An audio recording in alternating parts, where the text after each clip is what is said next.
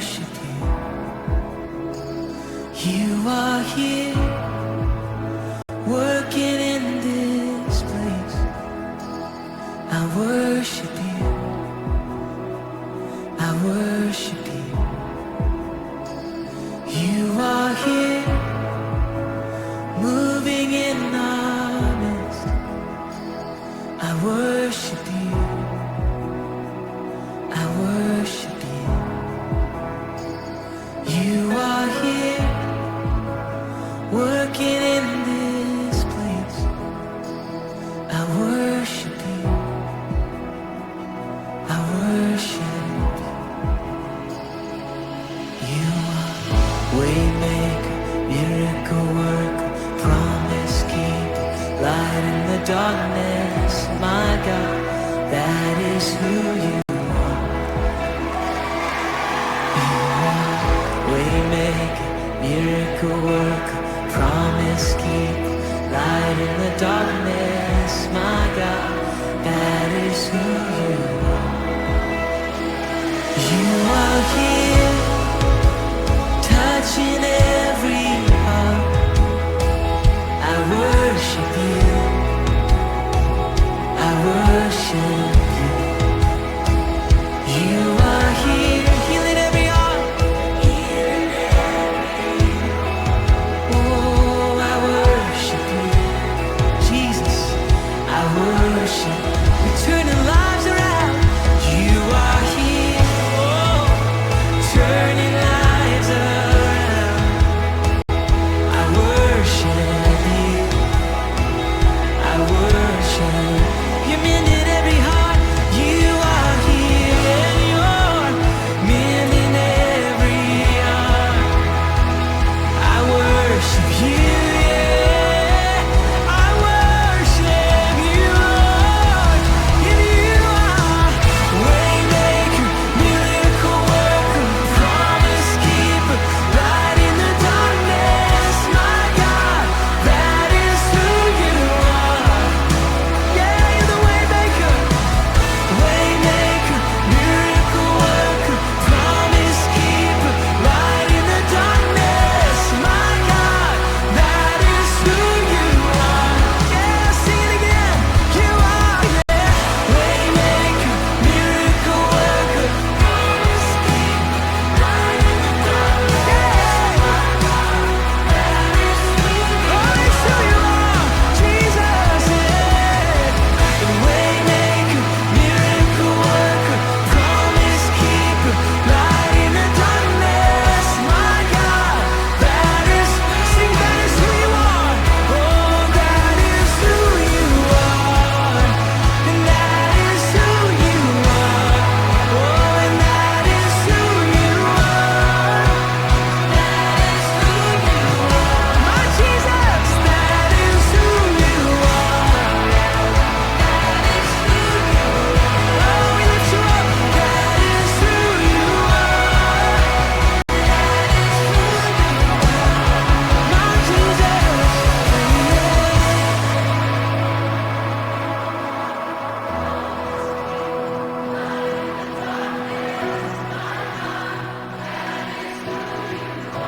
Yes, it is, yeah. It's who you are, waymaker.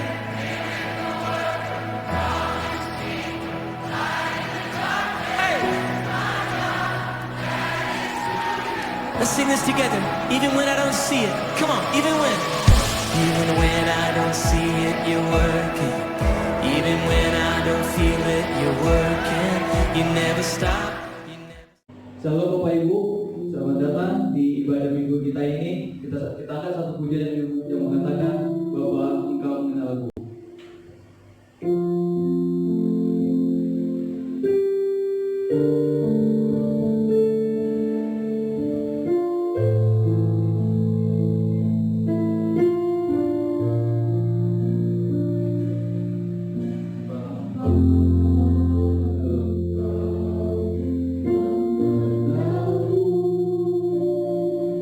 Lebih dari siapa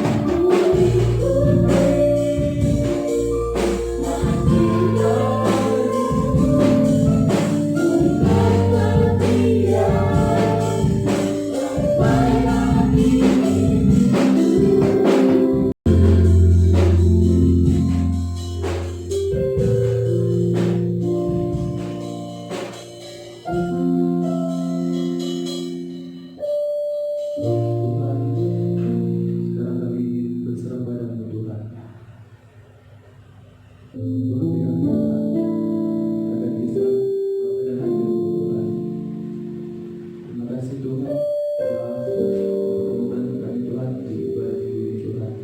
Terima kasih Tuhan berarti ibadah kami ini Tuhan. Engkau Tuhan sampai kami selesai ibadah Tuhan. Terima kasih Tuhan. Dalam nama Yesus. Amin.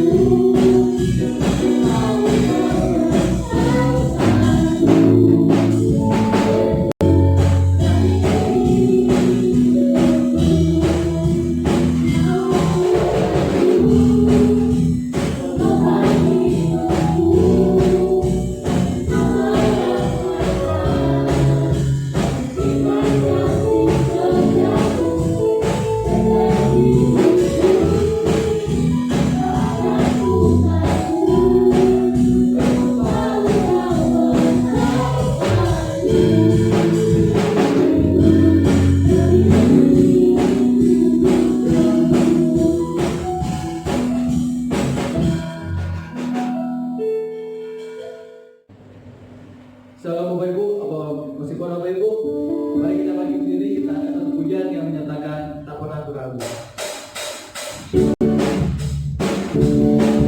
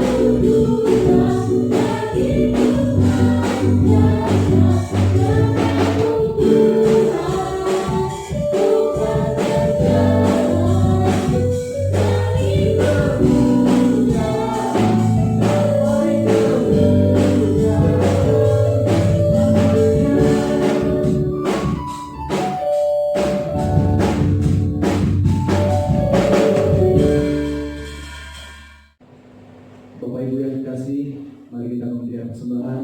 Nanti Saudara Marta yang akan membawa doa persembahan. Mari kita berdoa. Bapak, terima kasih dari mana Engkau telah memberikan berkat kepada kami sepanjang hidup Bapak. Sebentar lagi kami akan memberikan korban persembahan. Engkau berkati tangan-tangan yang memberikan. Engkau berlipat gandakan buat mereka Bapak. Berkati persembahan ini yang kami buat hari ini. Amin.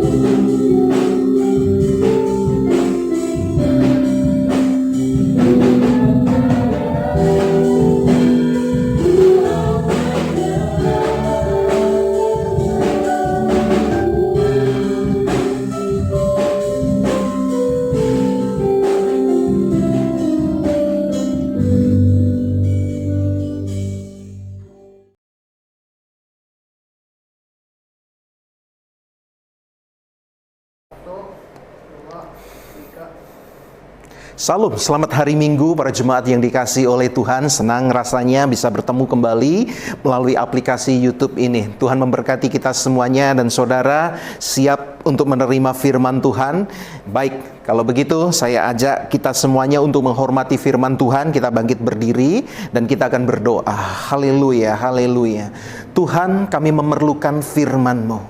Ya Bapa, curahkan kuasa firman-Mu di dalam setiap kami semuanya dan kami rindu. Hari ini adalah hari di mana kami diberkati oleh kebenaran demi kebenaran-Mu dan kami rindu hidup kami semuanya diubahkan karena kebenaran yang memerdekakan ini. Kiranya Roh Kudus bekerja di tengah-tengah kami, baik yang menyampaikan, baik para penerimanya, semuanya diurapi oleh Tuhan. Penyataan kuasa Tuhan sungguh nyata melalui firman-Mu, menjawab kebutuhan kami pribadi lepas pribadi. Tuhan menolong pemberitaan firman Tuhan ini. Di dalam nama Tuhan Yesus Kristus, firman Allah yang hidup, kami berdoa. Haleluya, haleluya, amin. Ya, shalom Bapak Ibu Saudara sekalian dikasihi Tuhan. Dan hari ini kita sudah memasuki hari-hari Pentakosta, di mana gereja Sidang Jemaat adalah salah satu gereja yang beraliran Pentakosta. Dan puji Tuhan, hari-hari ini kita terus akan diingatkan karena ada kuasa yang besar yang menyertai kita di dalam rohnya, di dalam anugerahnya, membuat kita kuat, membuat kita tetap bisa teguh berdiri dan menyatakan kekuatannya di dalam kita bisa dilihat bahwa kita adalah pribadi-pribadi yang berbeda. Saudara yang dikasihi Tuhan, berbicara tentang Roh Kudus, ada salah satu unsur yang di dalamnya yaitu yang disebut pengurapan daripada Tuhan. Di zaman Israel, perjanjian lama, pengurapan itu diberikan kepada orang-orang khusus.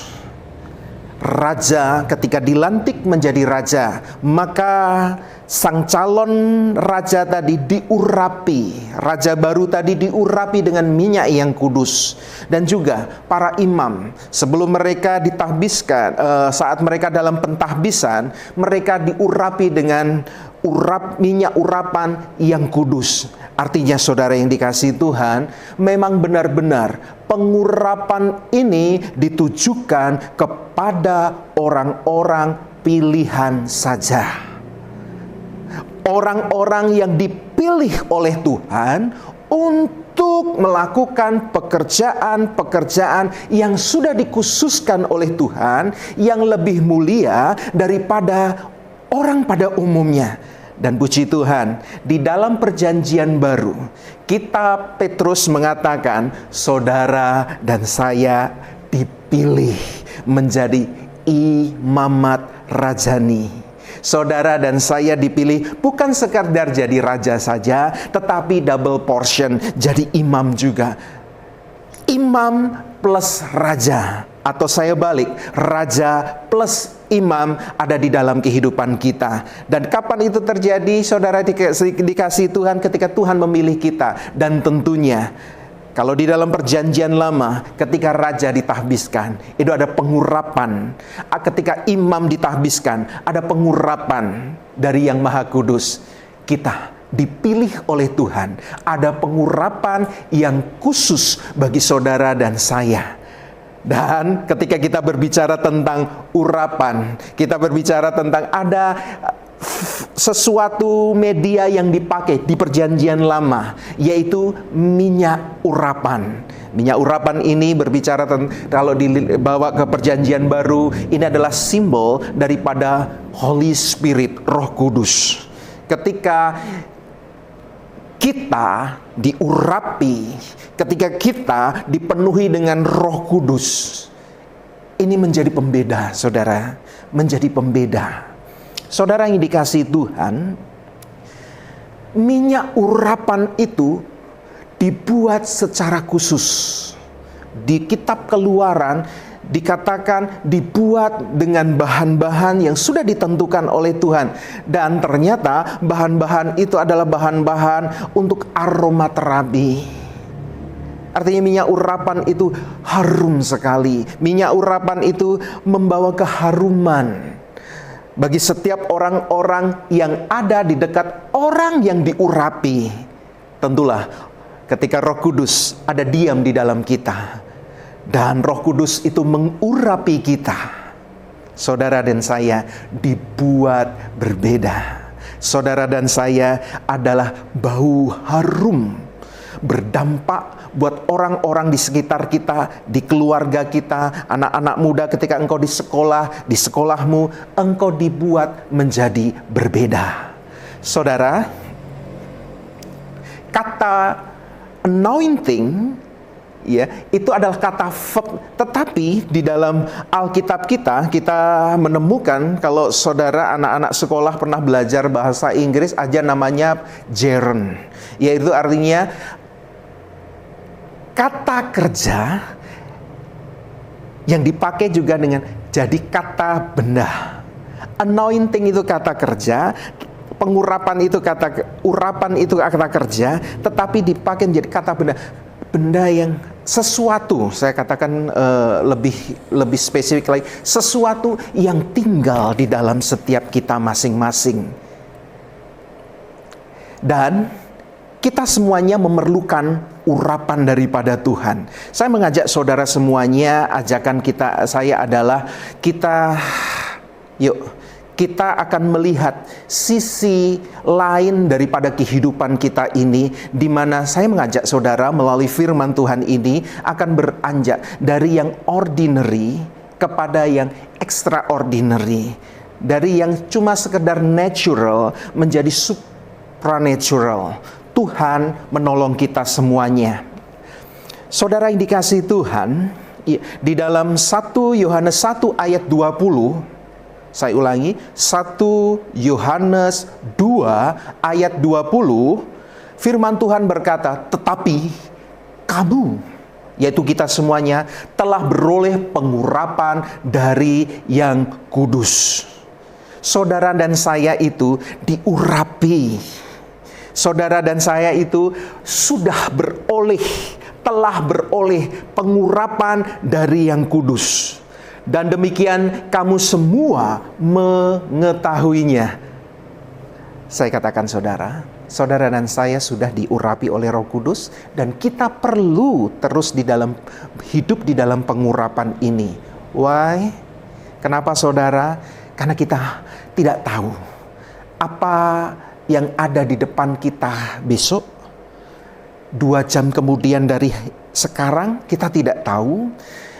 Firman Tuhan anointing, pengurapan daripada Tuhan dan Roh Kudus memakai itu di dalam kehidupan kita untuk menuntun hidup kita ini. Makanya judul firman Tuhan pada hari ini adalah led by anointing of the Holy Spirit. Hidup berjalan dipimpin oleh urapan daripada Tuhan, urapan daripada Roh Kudus di tengah-tengah kita. Alkitab tadi mengatakan karena urapan itu ada di dalam kita, saya lanjutkan, dan dengan demikian berarti sebagai risalnya, hasilnya, kita diurapi oleh Tuhan, kamu semua mengetahuinya. Mengetahui apa saudara yang dikasihi Tuhan? Ini perikopnya kita ambil dari 1 Yohanes 2 ayat 20. Kita baca ayat-ayat sebelumnya. Ayat-ayat sebelumnya adalah menerangkan tentang antikris. Ayat-ayat sebelumnya menerangkan, dan ayat 20 itu menegaskan kepada kita sudah tahu apa itu antikris dan apa itu Kristus.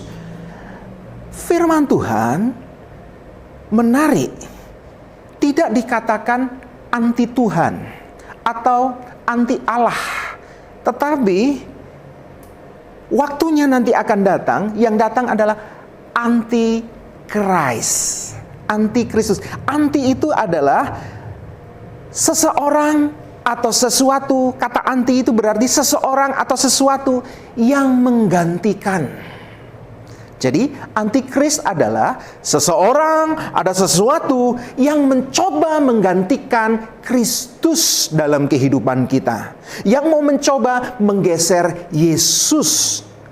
Tetapi puji Tuhan, urapan Tuhan membuat kita tahu mana yang Kristus, mana yang bukan. Mana yang Yesus, mana yang bukan. Saudara yang dikasihi Tuhan, saudara diurapi.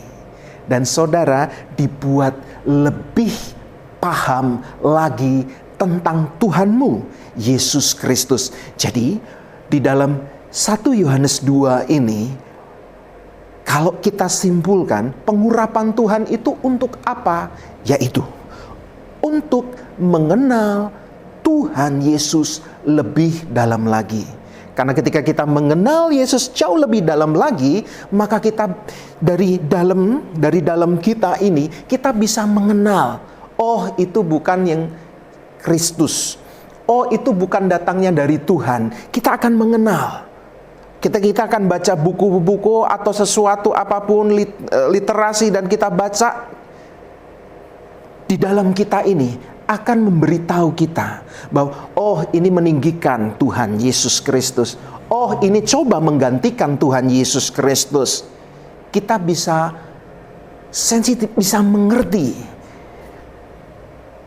Dan di dalam kata aslinya mengetahui adalah, kata aslinya adalah oida.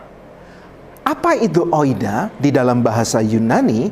Oida adalah mengetahui sebelum pikiran kita ini tahu.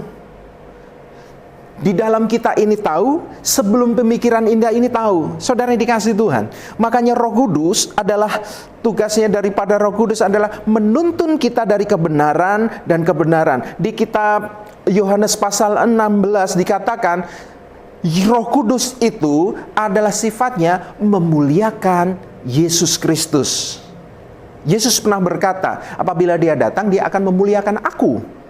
Memuliakan secara jelas Yesus Kristus Tuhan. Makanya saya paham di dalam kehidupan jemaat saudara, jemaat sekalian yang dikasihi Tuhan, ketika ada pemberitaan firman Tuhan tentang Tuhan Yesus Kristus, tentang kesempurnaan Yesus Kristus, tentang powerfulnya Tuhan Yesus Kristus, spiritmu spiritmu terangkat.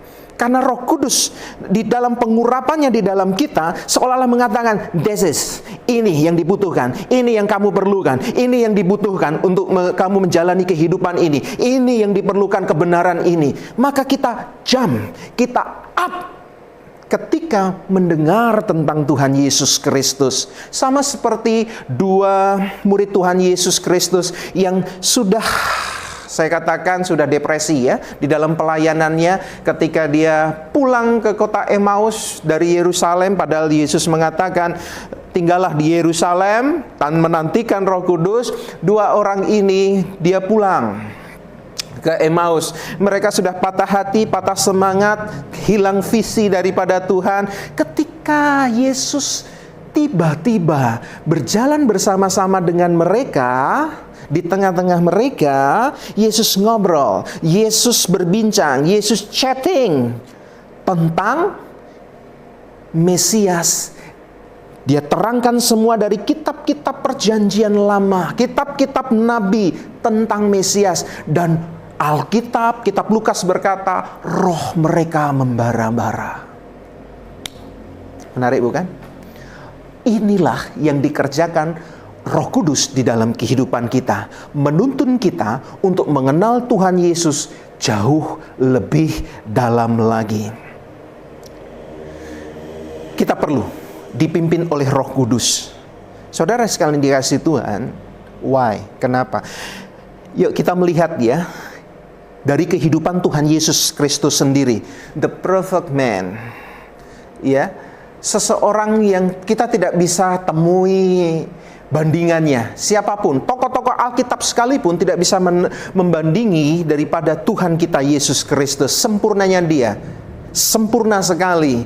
Tokoh-tokoh yang lain, saudara, kalau saudara bicara dengan saya, bagaimana? ada sisi titik tombol celahnya ada, tetapi kita kalau melihat Yesus Kristus benar-benar blameless, benar-benar tanpa cacat, tanpa celah di dalam kehidupan, menjalani kehidupan di dunia ini. Walaupun dia juga sama seperti kita di dalam tubuh manusia, tetapi menjadi pembedanya, dia tidak pernah berbuat dosa. Sempurna sekali, sempurna sekali. Yesus, ketika Yesus lahir, ya benar, dia lahir karena Roh Kudus yang tinggal di dalam rahim Maria. Tetapi Alkitab mencatat, kita perlu perhatikan ini ya. Alkitab mencatat pelayanannya Tuhan Yesus dimulai ketika Yesus sudah dibaptis dan Roh Kudus turun ke atasnya berupa menyerupai burung merpati. Setelah itu Alkitab baru mencatat pelayanan-pelayanannya. Bagaimana powerfulnya Tuhan Yesus Kristus. Bagaimana Tuhan Yesus hikmatnya yang dalam luar biasa di dalam pelayanannya. Benar, memang sebelum dibaptis di Sungai Yordan, memang di pasal umur 12 memang dia Tuhan, dia yang berhikmat, maha berhikmat ya. Itu catat. Tetapi mujizat pertama kali dicatat di Alkitab setelah Yesus diurapi Roh Kudus. Saudara sekalian dikasihi Tuhan, ya, menjadi jelas sekali kalau Yesus saja perlu Roh Kudus, apalagi saudara dan saya yang tidak sempurna ini, yang penuh dengan kelemahan-kelemahan ini. Saudara perlu sekali Roh Kudus, saudara perlu sekali diurapi oleh Roh Kudus nyata di tengah-tengah kita semuanya. Saya ajak saudara untuk melihat ya kesempurnaan daripada Tuhan Yesus Kristus. Mulai salah satu saja ceritanya begini. Lukas pasal 5, saya langsung lompat ayat yang ke-20. Tuhan Yesus berkata, Alkitab berkata, ketika Yesus melihat iman mereka.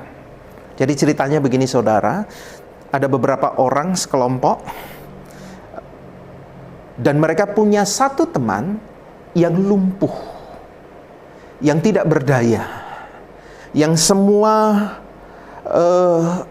potensi-potensi di dalam diri temannya ini dia sudah down, sudah tidak ada lagi, lumpuh. Mungkin dia dulunya adalah tulang punggung keluarga, tetapi lumpuh, tidak bisa berdaya apa-apa. Dan teman-temannya itu membawa mereka kepada Tuhan Yesus. Ceritanya ini adalah di Kapernaum. Ketika mereka mau masuk di rumah di mana Yesus berada, rumah itu penuh dengan orang. Sesak, penuh dengan orang. Karena memang zaman itu tidak ada corona ya. Jadi masih bisa, tidak ada social distancing. Penuh di situ. Dan saya percaya kalau ada Yesus nggak akan ada coronanya. Dan di situ ya mereka penuh. Kenapa penuh saudara? Kenapa berjubel orang? Karena ayat-ayat sebelumnya menerangkan Yesus mengadakan mujizat kepada orang sakit kusta. Sakit kusta adalah pada zamannya sakit yang tidak ada obatnya, belum ada obatnya. Dan Yesus mengadakan mujizat di sana dan semua itu berita menyebar dan semua orang berkumpul di sana. Di rumah itu, sehingga orang lumpuh ini yang dibawa oleh teman-temannya tidak bisa masuk dan mereka terpaksa harus naik ke atas. Dan iman menggerakkan mereka untuk membobol atap yang di atas, dan dari atap yang sudah terbongkar tersebut, haleluya, mereka menurunkan temannya itu di hadapan Tuhan Yesus. Alkitab berkata, ayat 20, ketika Yesus melihat iman mereka, haleluya. Yesus tidak melihat nama baik mereka, Yesus tidak melihat latar belakang mereka. Yesus tidak melihat, edukasi mereka apa, tidak. Tetapi Yesus melihat iman mereka. Saudara perlu paham ini. Saudara, sebagai jemaat-jemaat yang dikasihi Tuhan, ya, lihat, pandang sekelilingmu. Adakah teman-temanmu yang membutuhkan pertolongan? Dan encourage mereka, bawa mereka di dalam nama Tuhan Yesus Kristus. Bawa berita baik tentang keselamatan daripada Kristus Yesus, tentang pertolongan daripada Tuhan Yesus Kristus. Bawa dengan iman. Saudara juga jangan, saya bawa ya, nanti kita doakan semoga sembuh. Tidak, tetapi pastikan kalau kamu ketemu Tuhan Yesus Kristus, pasti kamu sembuh. Jadilah pemberita berita baik, pembawa berita baik. Jadilah orang-orang yang menolong teman-temannya yang membutuhkan pertolongan daripada Tuhan. Dengan apa, saudara? Dengan imanmu. Saya lanjutkan, saudara dikasih Tuhan. Berkatalah Yesus, berkatalah Ia, hai saudara, dosamu sudah diampuni. Wait a minute, sebentar saudara. Orang sakit butuhnya obat, orang lumpuh butuhnya terapi. Tetapi Tuhan berkata, hai saudara, dosamu sudah diampuni. Ini yang saya katakan. Spirit, pengurapan daripada Roh Kudus itu membuat kita tadi ya, eido, membuat kita bisa mengetahui, ada sebuah intuisi di dalam kita mengetahui ini sakit kenapa. Ini sakit, orang sakit kenapa? Ada waktunya Yesus ketika menyembuhkan orang yang buta, dia memakai sarana tanah dan dioleskan ke mata orang buta, dan orang buta itu disuruh membasuh mukanya dan dia sembuh. Ada waktunya Tuhan Yesus menumpangkan tangan dan sembuh. Tetapi ada waktunya Yesus juga berkata, hai saudara, dosamu sudah diampuni. Ada apa saudara?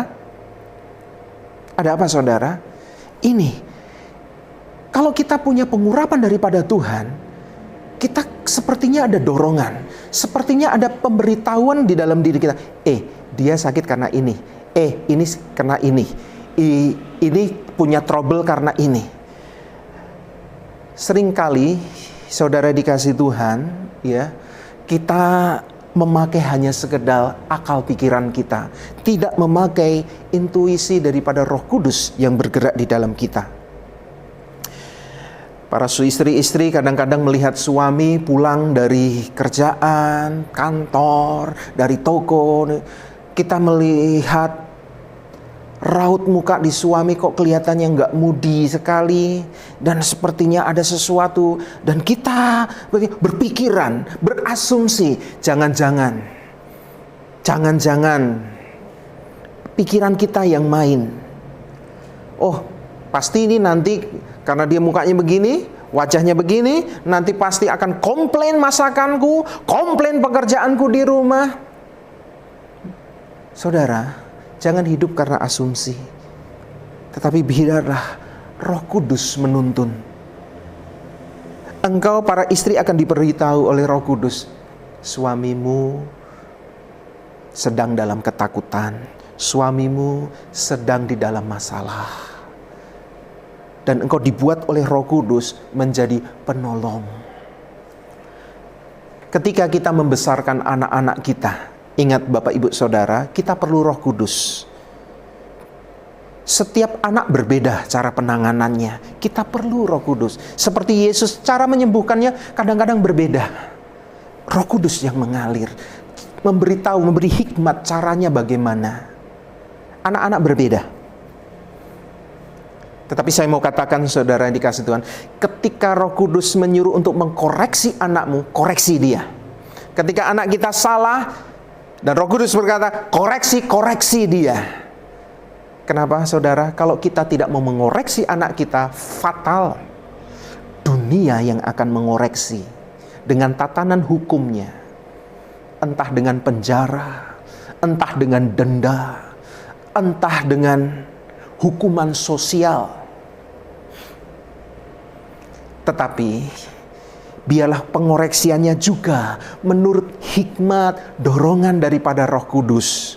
Ingat saudara, hati yang keras tidak akan bisa lembut dengan kekerasan.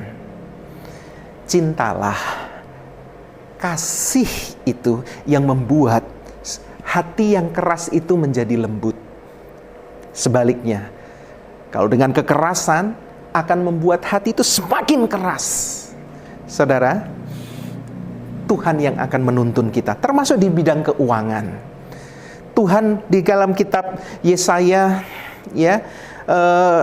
mengatakan bahwa Tuhan itu penuntun dan menuntun kita kepada hal-hal yang profit, benefit. Kita di dalam keuangan dituntun cara menggunakan uang. Mana yang penting dan mana yang terpenting dan mana yang nggak penting. Ingat, ketika Yesus memberi makan 5.000 orang, lebih mungkin puluhan ribu, dan masih ada sisanya. Apakah Yesus bilang buang aja sisanya? No.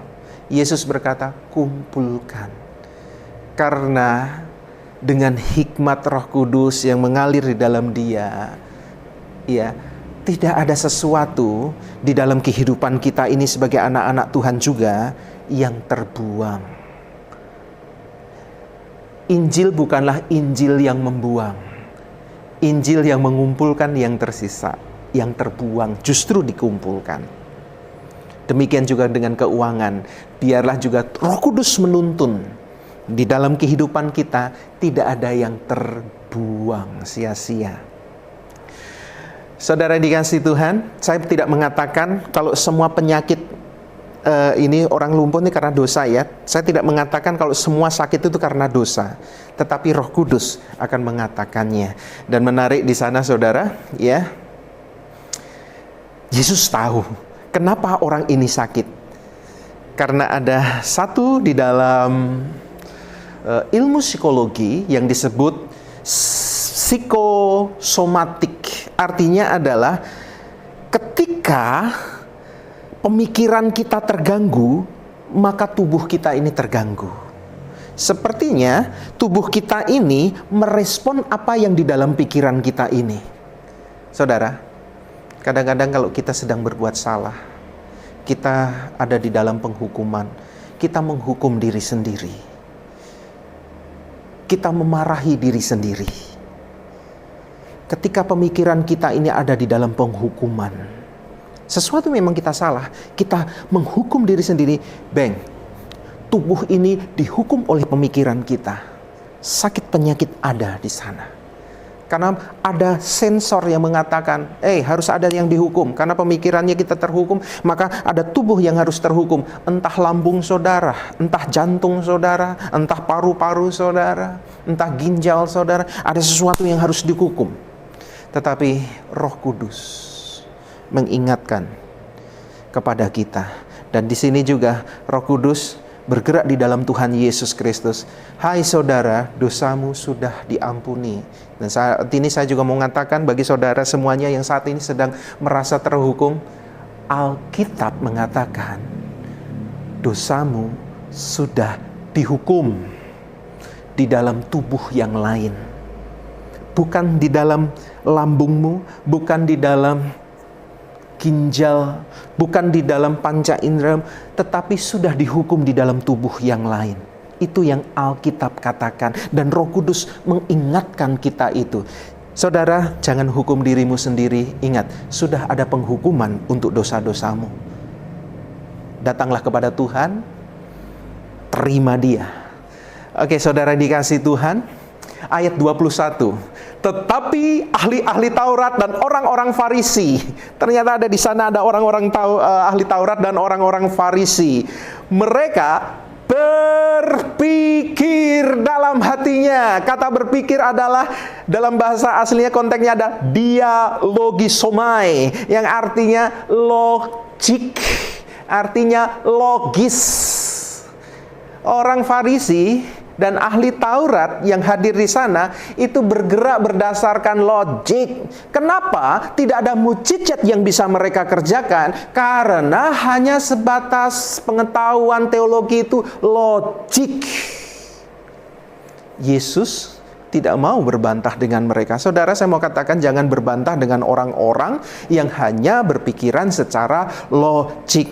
Karena ketika mereka melontarkan satu bantahan kepada kita dan kita memakai logik kita juga membantah mereka, maka mereka punya 10.000 logik-logik yang lain yang mencoba menghantam kita.